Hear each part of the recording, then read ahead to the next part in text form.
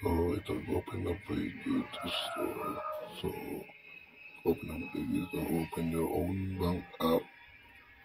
Ayan na po yung pictures ng own bank sa Google Play Store. So ang ganda po nito ay tinutog ng araw-araw sa mabilis siyang mag-open ng account.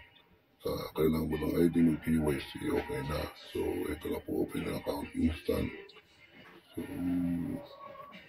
number 2, send money to coins with your own bank app. So andito na po tayo sa masila na po tayo ng fund from own bank to coin.ph. So ito na po yung method.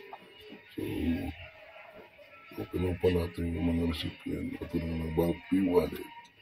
So hanapin po natin dyan yung ating recipient.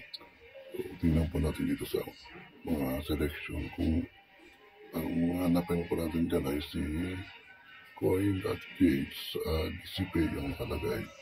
So yan, tingnan natin dito sa ating own bank app. So ayun, hanapin natin si coin.ph DCPay.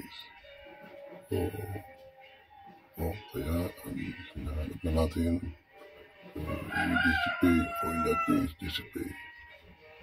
So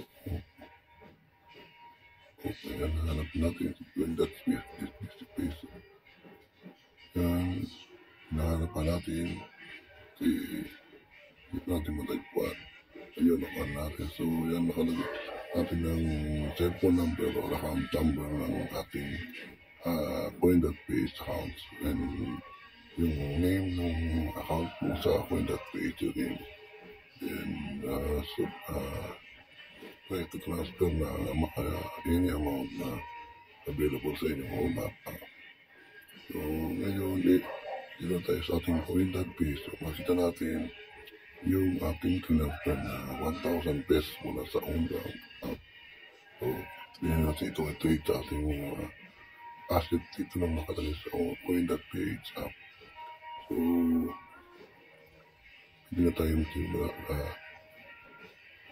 Kung medyo mabilis yung ang aking tutorial sa cash in from own bank to cash into coin.ph. So madali lang po ang pagkakalanap ng own bank ay walang bayad kapag nag-send ka ng fund mula sa own bank papunta kahit saan. Hindi tulad ng ibang app na mayroong bayad 8 pesos, 15 pesos. Naman dito ko na yung mula sa coin.ph. Pagsumo po tayo sa ating investment dito sa coin.ph. Salamat po at mabuhay kayo.